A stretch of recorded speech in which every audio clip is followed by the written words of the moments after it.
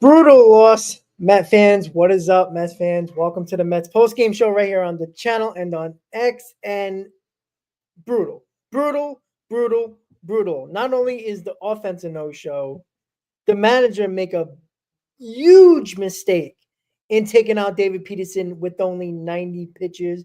We'll get into the game. We'll get into the lack of runs scored from this Mets offense and so much throughout the game and preview a little bit about game two. Chris, how you doing, buddy? Yeah, there's nothing else that I can say other than the fact that the definition of insanity is repeating the same thing over and over again and expecting a different result. How many times have we seen this matchup's garbage down the stretch of a game with a narrow lead, and this bullpen has been steadily fizzling out as the season has gone along? Like 90 pitches, man. And this same exact situation played out a couple of weeks ago, if you all don't remember, right? I don't know if it was Peterson or somebody else, but they were at 90 pitches. And Mendoza was asked in the press conference, the post game, why did you take him out? And then Mendoza basically went back to the reporter and was just like, what do you want him to do? Throw 10 more pitches? What's that going to do? It could probably do a lot when your only option is Ryne Stanek, who's looked awful this season. He's looked awful. Did anybody feel confident with Ryne Stanek coming in with an inherited runner in the eighth inning? Because I didn't. It was. I think it was a bad decision. I'm sorry. I usually defend Carlos Mendoza and all the decisions that he makes. He's usually sound. He usually trusts his gut, which is why we like him as a manager. But you've seen this play out. As a manager, you're supposed to make adjustments as the season goes along and not have something like that repeat. I'd rather, with the way that Peterson was going in this game. And by the way, I'm doing great, by the way, but minus this loss. Sorry, I'm going on a tangent here. I'm getting right into it. I apologize. But I'd rather lose the game with Peterson on the mound than Ryne Stanek because he was throwing a gem. And you know what? I have confidence in David Peterson to get out of that inning after surrendering the leadoff guy. And apparently Carlos Mendoza didn't. With the way that he was pitching the entire game, I'm taking my chances with Peterson. I don't know, man. It was not a sound decision in my humble opinion. Yeah, and I'm gonna throw up Patrick's comment up here because I agree. I thought about the same thing. If Peterson stays in the game, Henderson doesn't come up to the plate, and that's the big deal right there when it comes to not only like whatever Mendoza's reasoning for not leaving in Peterson, like it wasn't like he gave up a lousy base hit to the left side to start the inning. Like it was nothing where I could see if he gave up a home run and he tied the ball game, and it's like, all right, let's get Peterson out of there, see if we can try to figure out this ball game. But 90 pitches, they couldn't touch him the whole game. He had no walks. Like I just don't understand like the thought process here. Like not if they're all that. Let's say they just wanted to take him out. They wanted to get work for Stanek. Whatever the stupid excuse was. I'm not listening to the post game show right now because Mendoza is probably going to piss me off with his comments. But he's got the whole All-Star break to rest. Why wouldn't you push this guy to 100 something pitches? What is 10 pitches, Chris? What is 10 pitches? You know what 10 pitches could have done? At least got us to the ninth. If you wanted to use Diaz, maybe I would have a conversation with you and saying, okay, I understand. He was at the 100 pitch mark after 8 innings. Let's throw Diaz out there in the ninth. You got the All-Star break coming up in a couple of days. Peterson's not pitching again until after the All-Star break. So I would have understood if it was the ninth inning and he had 97, 98, 100 pitches, and I could see going to Diaz.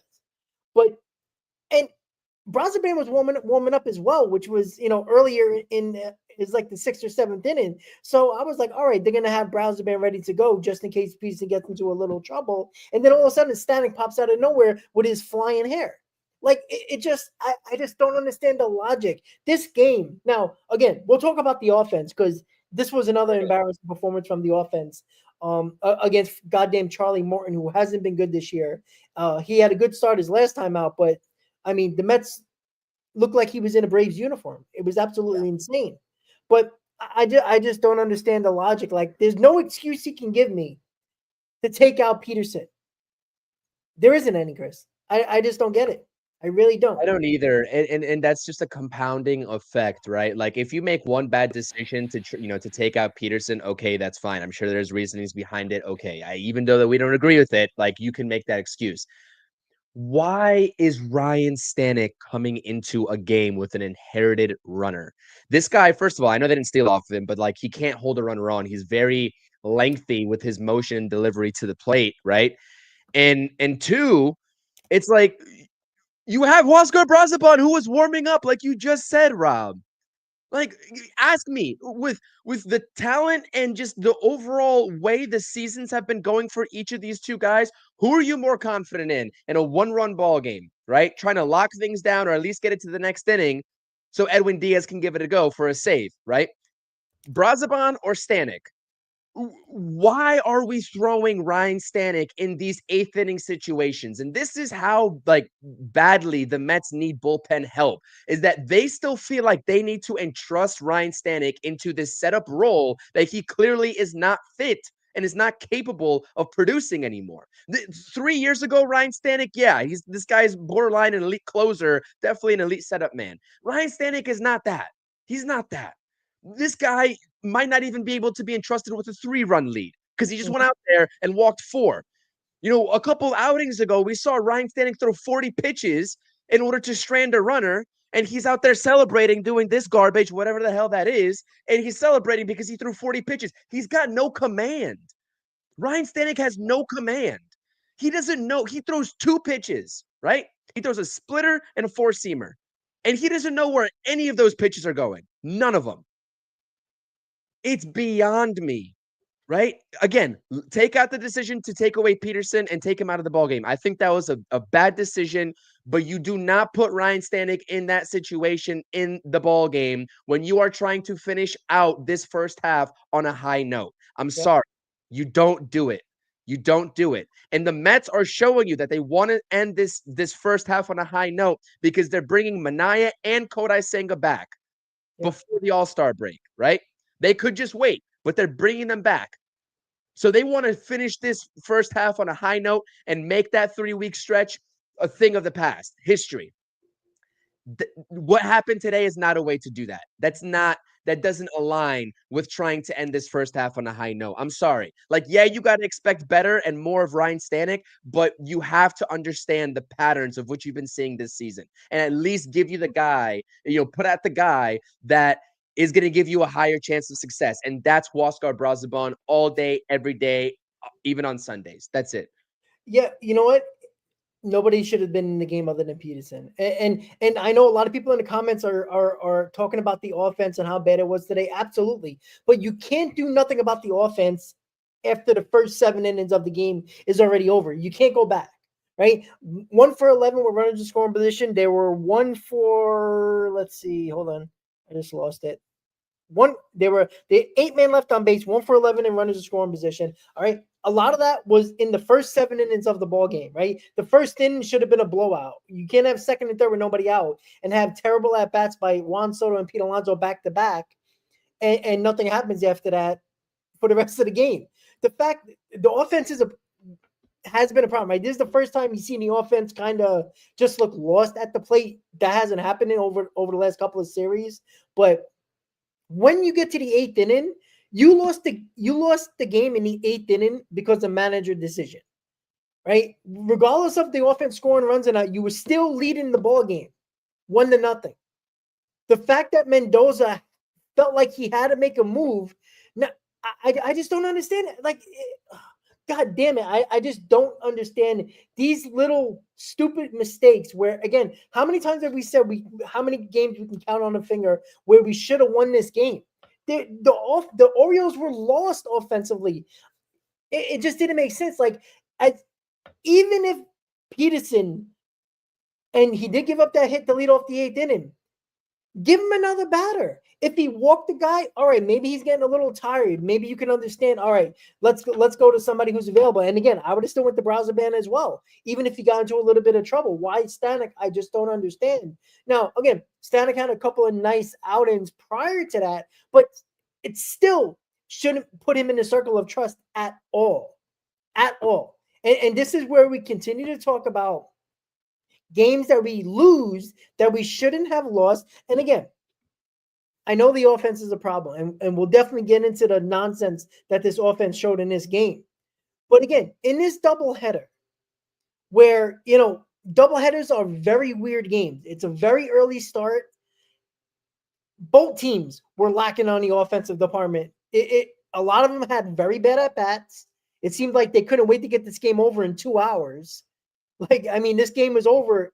It was a 2 hour and 35-minute game, 40-minute game. Like, they couldn't wait to get out of that game. Right now, they got a couple of hours to relax before the next game. A lot of bad at bats throughout the entire game from both teams. But I think to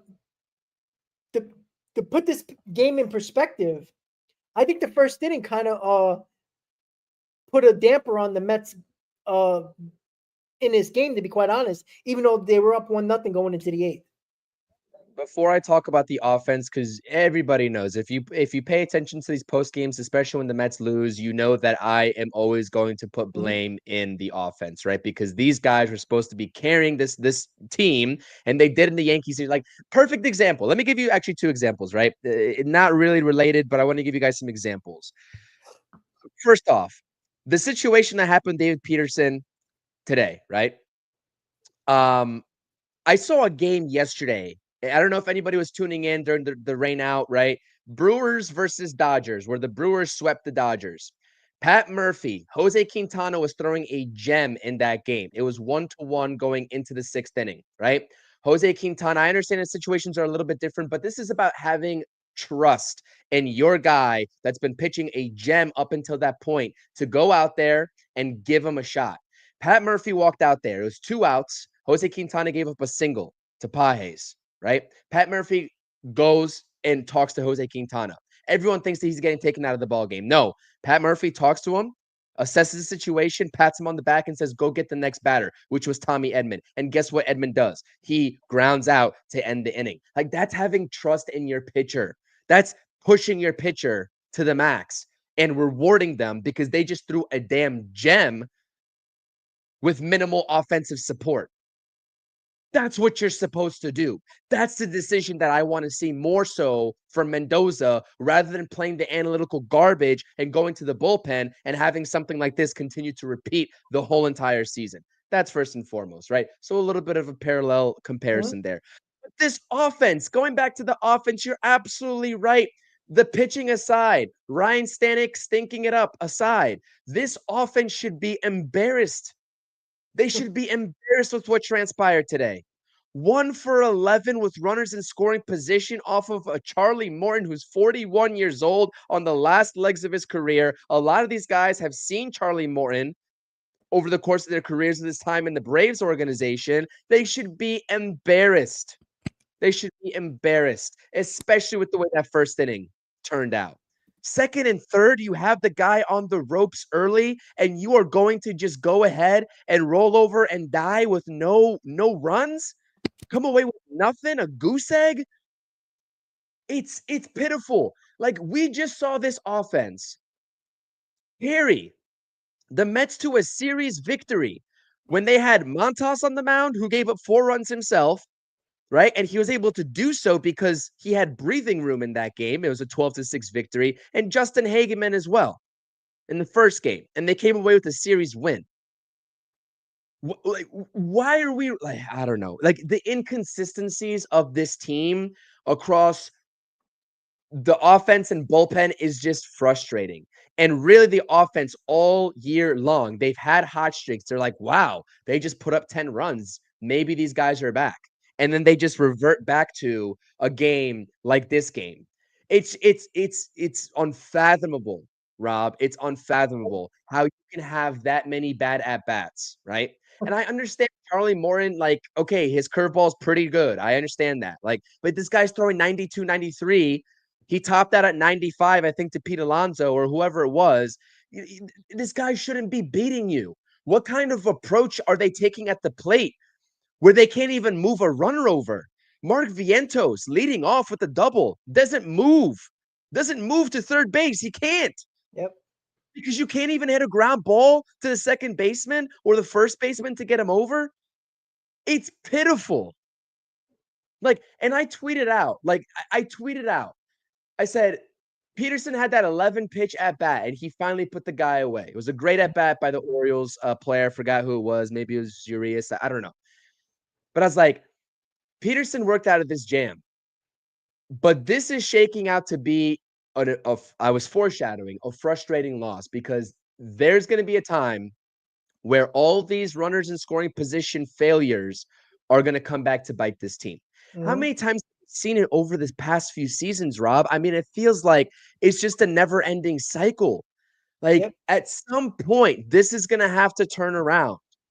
And I'm sorry, with the current personnel, the Mets have bigger problems because now, I mean, I guess they don't have bigger problems, right? I guess it's fine because now you have both of your platoon DHs probably hitting the IL. I mean, I don't know what the update is for Jesse Winker. Jesse Winker, second game back from the IL, first at bat of the game, he gets pulled, back tightness, so to speak, after he just came back from an oblique injury. And Marte goes on the IL while taking a pitch. I don't know if it happened beforehand, but it was just the craziest way to injure yourself with a knee bruise or something like that. They labeled it. So he's on the IL. And so the silver lining here and that is that I was listening to the radio because I'm blacked out of these games on MLB TV, right? Because I'm in market, unfortunately. Anthony Recker was talking about how this could be the silver lining of getting Mark Vientos going. And Mark Vientos had himself a pretty good game at the plate once he got in. Even that first at bat where he smoked the baseball up onto the warning track, he's putting good swings, and he did. It's finally time to start getting him going. That's the only silver lining. But both of your platoon DHs are hurt. They're injured. I don't know what the timetable is, but it's not good. It's not a good outlook, really. Yeah. I don't know. You know what? You don't get outings like this from our pitchers at all this year, by the way, and you let it go to waste. We never get these type of outings. Getting a pitcher going into the eighth inning. Like, you don't get these opportunities from this rotation. You got to take full advantage of it, especially when you got the All-Star break coming up. Especially when your offense looked like it was back on track. All right, look. The biggest problem, and they're playing at the plate today, was for some reason not swinging at Morton's fastball. I just don't understand it. His fastballs were straight as an arrow, right down the middle, and they're taking them. If Vientos had a good day, but besides that, nobody else really did, and he didn't even start. Like, I just don't understand the thought process. Like, we know Charlie Morton got a really good curveball. He's got other breaking ball pitches, off-speed pitches that he obviously tries to put away hitters and everything like that. But they look silly today. There was no plan at the plate. Like, the amount of fastballs.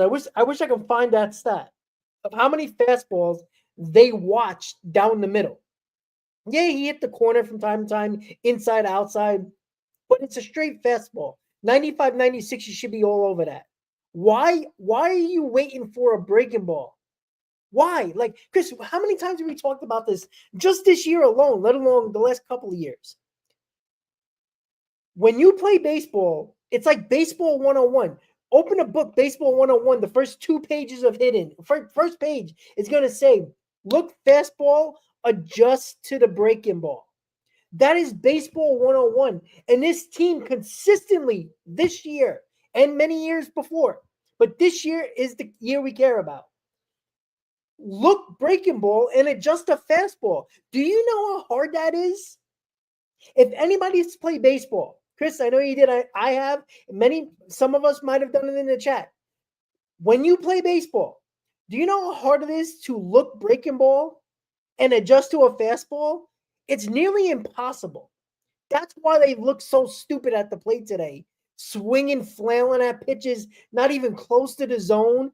Fastballs right in the middle inner half of the plate where they should be crushing that ball. And they're looking at it. That just tells you that they're guessing or looking for breaking ball, even though Charlie Morton is a breaking ball pitcher. But you got to take advantage of that fastball. He's getting ahead in the count with his fastball. It's very rare he's going to throw a breaking ball over for a strike to start the at bat. He was throwing fastball at the fastball.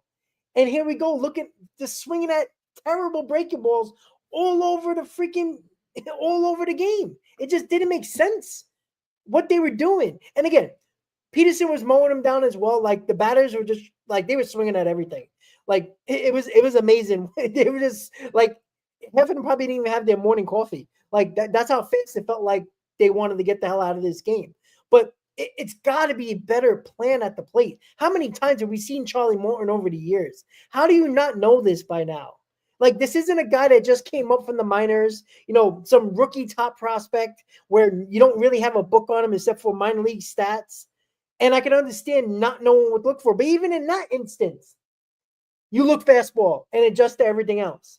We've seen Charlie Morton over the years, for so many years in a row with the Braves.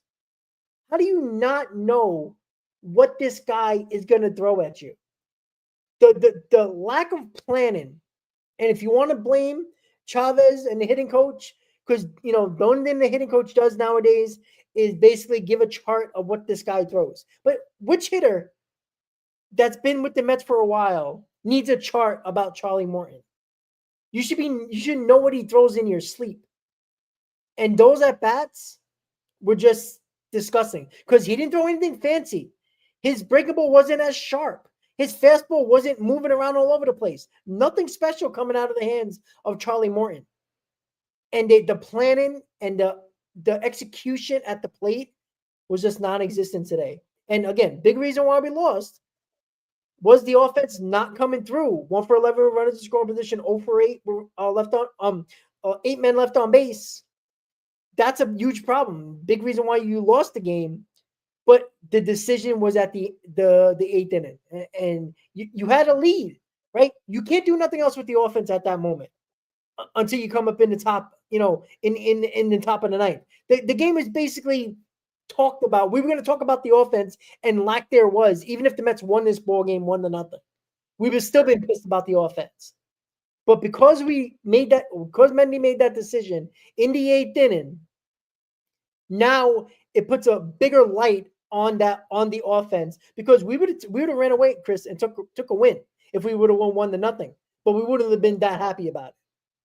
No, it's the process too. It's just like we would have been happy with the win, but we would have just been tearing into this offense no matter what, because that's not a recipe for success. Couple of updates here too before we continue on. Jesse Winker could be heading to the IL due to the back injury. That's from SNY TV. Ryne Stanek asked to assess his first half of the season. He's got a 4.55 ERA, by the way. Besides a couple of ugly ones, this is quote unquote from Ryne Stanek. Besides a couple of ugly ones, I think I've thrown the ball pretty well. Overall, trying to stay away from the big ugly ones, which is more conducive to putting up overall good numbers. You think? You think, Stanek? Dude, this guy's 11th percentile in ground ball percentage. He can't induce a ground ball to save his life. With how many runners get on base against him, you should probably know how to induce a ground ball, especially if you're going to have a splitter that is one of your primary pitches. He has 28th percentile in hard hit rate. Guys are just like teeing off on him, right? The only thing that he can talk about, and I've seen him and we've heard him talk about and give this excuse, is that the expected ERA for him is 3.43. So maybe some bad luck mixed in there in between, but he hasn't thrown the ball well enough to be getting any types of excuses. I'm sorry. It's just not the case. And he's 36th percentile. Actually, excuse me. 22nd percentile in walk rate at 10.2%, and league average is at 8.4%. So this guy can't find the strike zone, dude. Like, I'm sorry, Stanek, like, you gotta stop with these embarrassing quotes, because you're gonna get cooked. Like who are you fooling here? Mets fans are not dumb. You know what I mean? You're digging yourself a bigger hole on this team by trying to make excuses. Just own up to it. You haven't been good. You haven't got the job done. That's it. That's it. That's all I want to hear. But yeah, I mean, I agree. Listen, the offense, again, inexcusable. Rob, even going back for years, and we've been talking about this team during the post-game streams and whatever, on both of our channels. I don't care if these guys swing first pitch. If they get a fastball down the middle, swing the bat. I don't care, especially against a guy like Charlie Morton that has basically two predominant pitches. If you get a fastball that is in the strike zone and you think you can handle, I don't need to see you take that pitch. I don't need to see it, because you know it's going to come after that. And you're going to look silly probably on the curveball, because it seems like none of these guys are sitting fastball and adjusting off speed. It could be the opposite way around. And that's not an approach. That's not any kind of approach. It's not. It's embarrassing. And I don't know. I don't know what is being told and what's being said in that dugout, but it just looks like a completely different team, a completely different offense. From the team that we just saw beat the Yankees 12-6 in that middle game and to take the series. It looks like a completely different lineup. Like I don't understand it. It's how do you have that big of a jump? Like what changes so drastically? I'm not asking you to put 12 runs up consistently. I don't think that's what we're asking for. But 1 for 11 with runs in scoring position is not going to get the job done. It's not going to get the job done. Well, And by the way, we don't even know who's throwing for the Mets in game 3. Like we have no idea. lovely, excited, very excited, and yeah. just I don't even know. Well, the manager spoke, and this is interesting, by the way, because it's very interesting because he had to throw the offense into his little comment when he was just asked about David Peterson and taking him out after 90 pitches. He goes, You're already in the 8th inning. 90 pitches. He did his part. We can sit here and talk about it all we want. At the end of the day, we didn't execute offensively. So, no, you don't bring up the offense when you made the decision with a 1-0 lead to take out David Peterson. There was no reason to. If you would have said, David Peterson prior to the inning said that he felt like he was running on fumes. If he would have said that, I think we could have understood, and it was just bad luck. Should have brought in Brazaban over Stanek anyway. But again, we would understand why Mendy brought him in. We would have disagreed with the decision of putting Stanek over Brazaban. But you don't say that. This is again, you're already in the 8th inning, 90 pitches. He did his part. No, he didn't. He was 90 pitches. Don't they always talk about, tough innings, really rough innings, hard innings that pitchers have where you might have a 230 pitch inning where it was just a rough one trying to get out of an inning. He had one of those. He was fine. He was rolling. He threw one pitch on the outside corner in the 8th inning and the guy took it to left field. Like I just like there's no concept there. And he didn't even have a conversation with David Peterson on the mound. He jumped out of the dugout as soon as that ball went to left field. He was ready to take out David Peterson. What was the point? What like that's a terrible comment from Carlos Mendoza. Again, Carlos Mendoza has done a lot of good things. I think he's going to continue to get better as a manager and is a good manager. But it's things like this where Chris talked about it earlier. This is not the first time. It just looks even worse because Peterson's not going to pitch until a week from now, a week and a half. Like you're going to have a full week, 9 days he's going to have off. This is the time you want to push your starters. It's nonsensical, Rob. Yeah. It's nonsensical. Nonsensical. There's nothing Mendoza says in this post game that's going to right the wrong. You are absolutely correct. This is his last start before the All-Star break, supposedly. Like, what are we doing? Like, what are we doing here? No, they're not going to do that because I think who they say that they're going to piggyback off of Manaea when Manaea comes back. Was it Holmes? Yeah. It was Holmes, right? That's why I figured. Which is so yeah, but that's besides the point. Like, why can't Peterson throw 10 to 12 extra pitches to try to get out of the 8th inning if that's the case? Like, come on. Again, it's excuse. We know the offense didn't show up. Everybody knows that. But it's like that doesn't excuse the poor decision to take out David Peterson. I'm sorry. I mean, Chris, what if Peterson would have had a 6-pitch inning in the 8th, even though we get the base, he gets a double play, those 2 more pitches, and he's out of the inning before 100 pitches. What do you do? Oh my God, he threw over 90 pitches. I mean, how are you feeling? Is your heart hurting? Like, I mean, come on. Like, it's just the little things like this where it's like this team should have easily 60 wins already based on just all right. This game, some games is not Mendoza's fault, but there has been, I would say, about maybe 3, maybe 5 games probably where Mendoza's decisions kind of it was just an idiotic decision to put certain guys in or play certain guys at a certain moment or pinch certain guys that didn't make no sense. It kind of cost us games. Like we're talking about close to 60 wins here. That is a few games up in the NL East and one of the best teams in baseball, and probably the best team in baseball.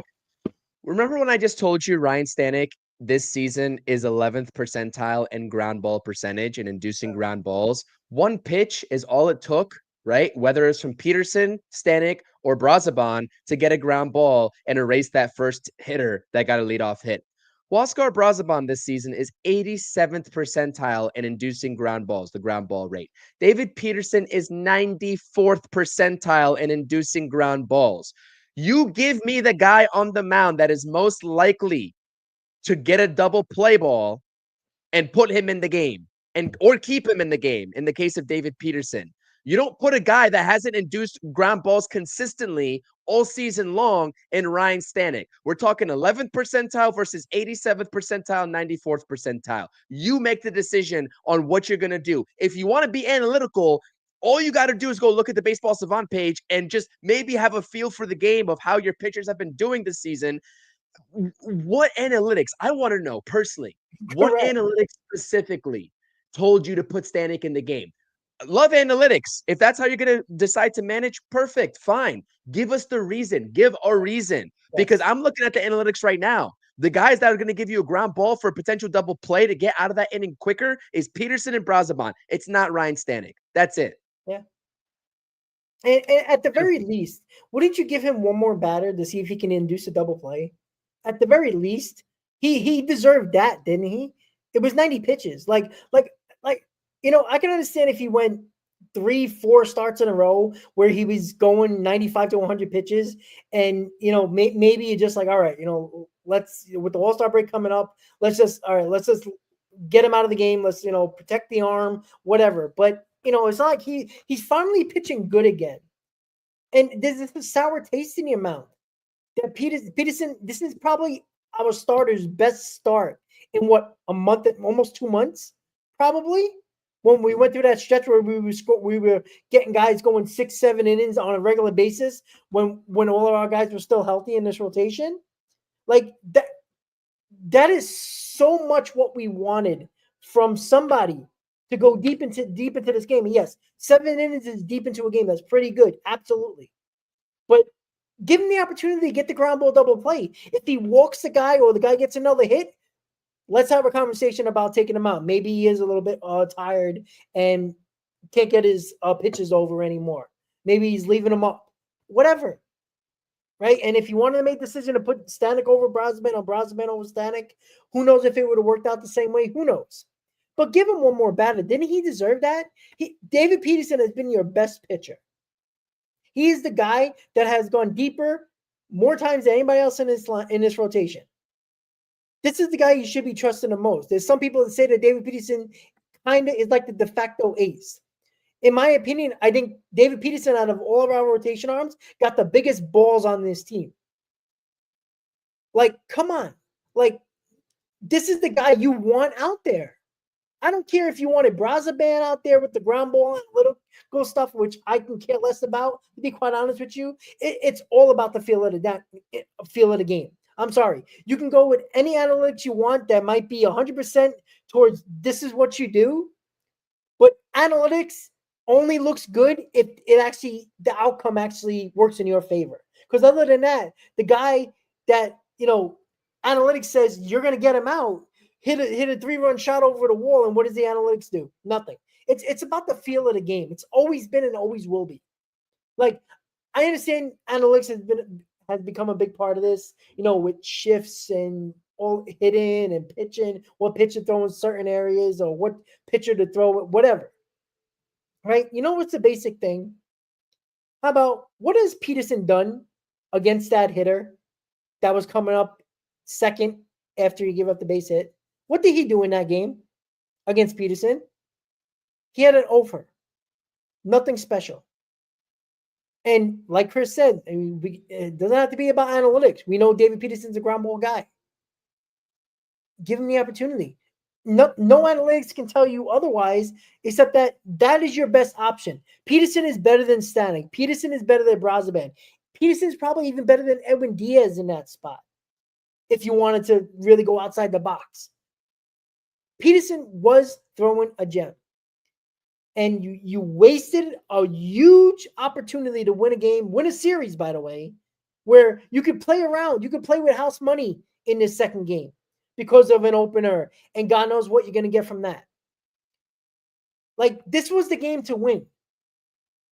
You might even could have sat a couple of guys in game two just to give them a breather. You could have even sat Lindor if you really wanted to. Now you got to play to win a series. You can't lose this series against the Orioles. This is supposed to be the easy stretch before the All-Star break. It's just a terrible performance. Again, team effort here of a terrible performance. 1 for 11 runners in scoring position, 8 men left on base. Mendoza making a terrible decision to remove Peterson. And on top of that, the at-bats from this offense, brutal. They look like, one, they didn't want to be at this game early. 2, they seen Charlie Morton more than probably any other pitcher over the last 3 or 4 seasons. And they had no plan for a guy they've seen the most out of probably any pitcher you can probably name right now. And it was just a collective, brutal loss all around. Everybody's to blame. There's not one person besides Peterson that doesn't deserve some blame in this loss, this 3-1 loss against the Orioles. Sickening. Absolutely sickening, Chris.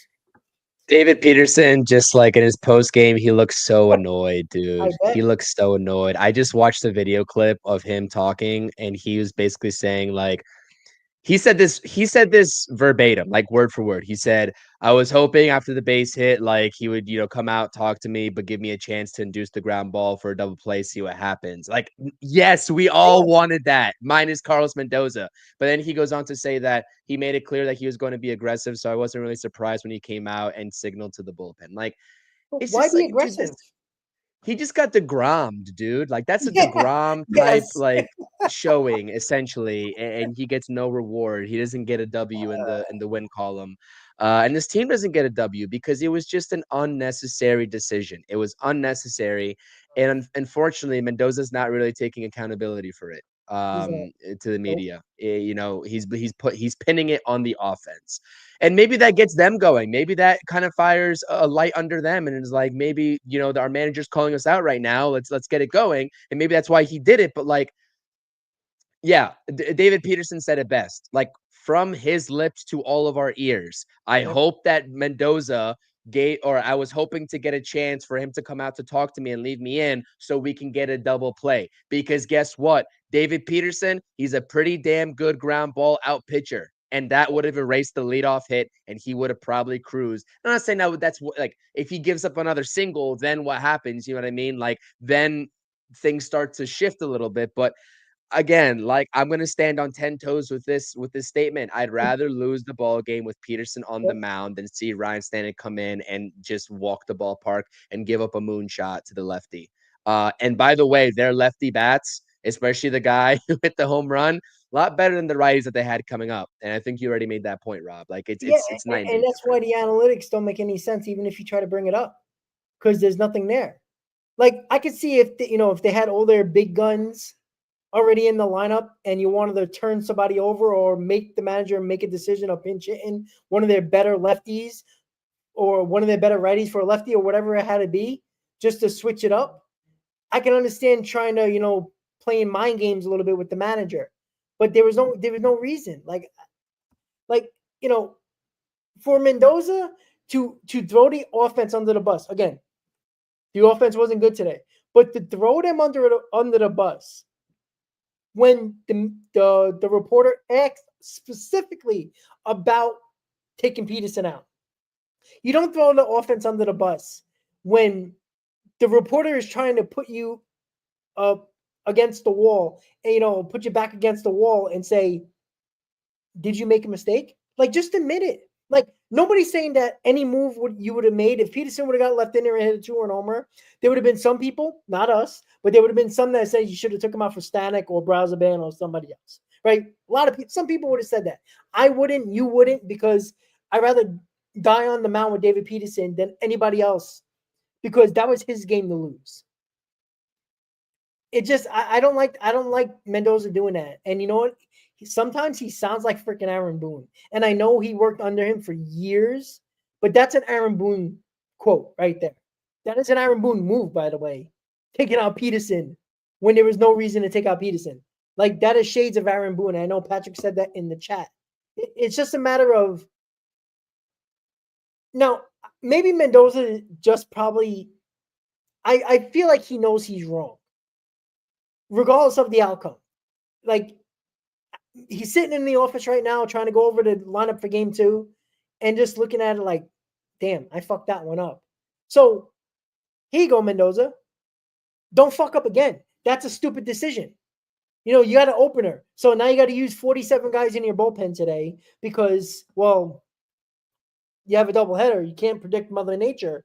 But, I mean, come on. You couldn't ask for anything more in a doubleheader in game 1.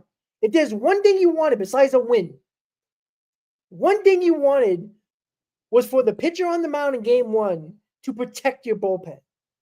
And Peterson did that for you. And he made the decision easy for you. And you had to make a decision that was no reason to make it. You made an easy decision very much harder for no reason.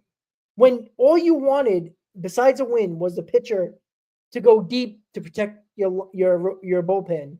So in game 2, knowing that you have an opener, that you have all the bullpen arms at your disposal. And again, you still kind of do other than Stanek, but you could have got Peterson probably throw a complete game and have anybody at your disposal in game 2 with this opener.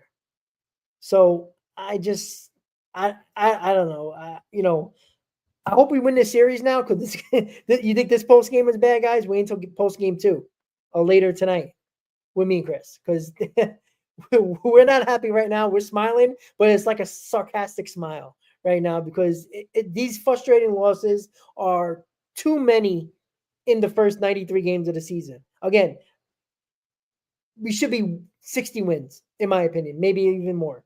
The amount of stupid losses that we have based on decisions, lack of offense, just rough go of it, Chris. I don't know if you got anything else to say, but you know, any final thoughts? Yeah, I mean, it's just pure rage behind this smile. I mean, I really do hope, like, I really hope for the sake of this organization, this team, for the sake of the chemistry that they got going on, that this offense heard what Mendoza said loud and clear and takes it personally. I hope Put they him take under the it bus. personally. Yep. I hope they take it personally. That's all I can hope for. Because if they go out there and lay an egg again, like they did in game 1, right? It's going to be bad. It's going to be bad. Yep. You have an opportunity. You pissed away this game. That's what they did. And they've been doing it for quite some time now, just giving away ball games, because you are right.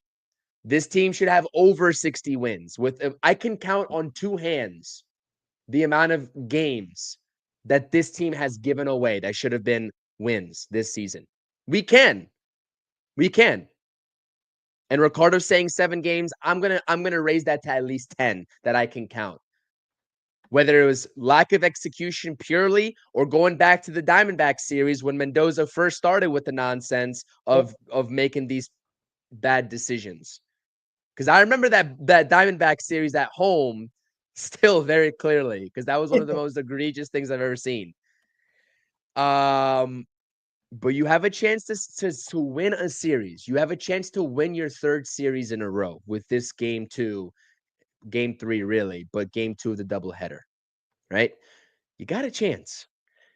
Waddell's opening for the Mets. This is going to be a bullpen game.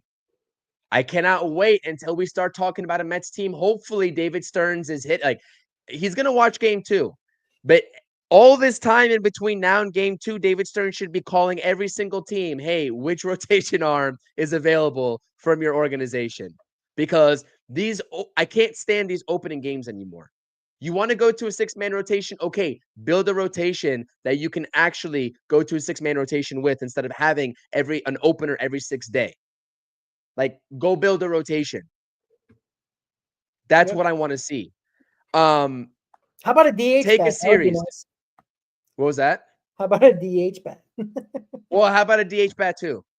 This is why I've been singing the songs of Kyle Schwarber this offseason, because I'm like, please, no more platoon DHs, no more Vogelbach, no more JD Martinez mixed in with Starlight Marte and Jesse Winker. I want a guy that can put 40 balls over the fence for us consistently and not have to worry about who's pitching on any given day because it's lefty or righty.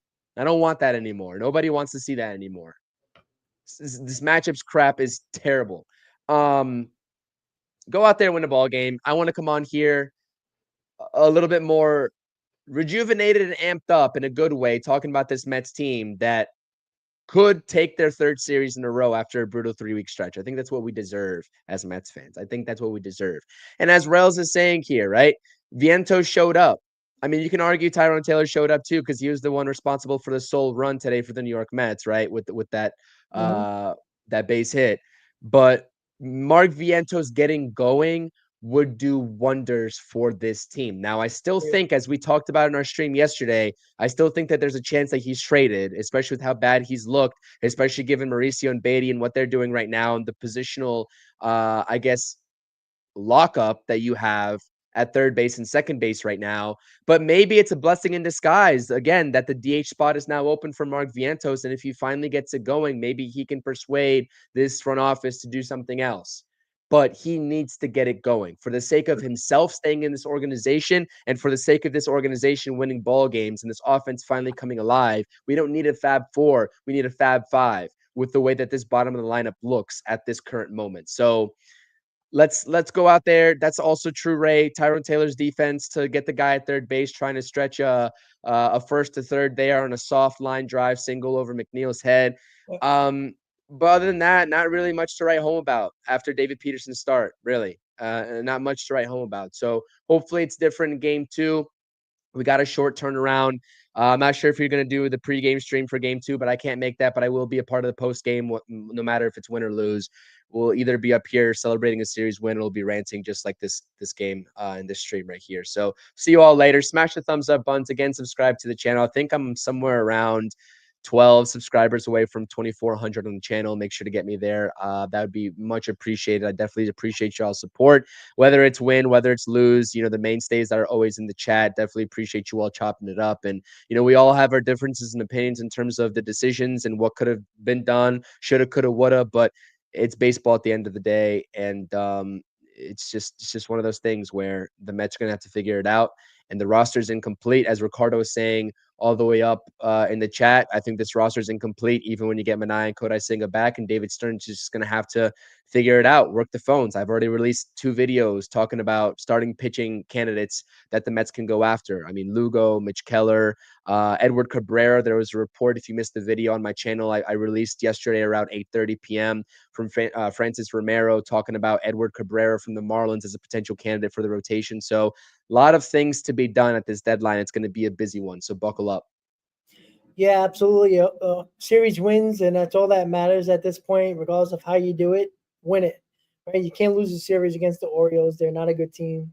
And let's just hope that we're talking a little bit of a happier note before the final 3 games of the road trip before the All-Star break. So with that said, guys, thank you for tuning in to the Mets post-game show right here on the channel and on X. Mets lose 3-1. 53-40 is their record. Game 2 is at 5:05, and we will be doing a post game after the game. No pregame, by the way. So post game right after the game for game 2. Let's go Mets, and we'll see you later, guys. Go Mets.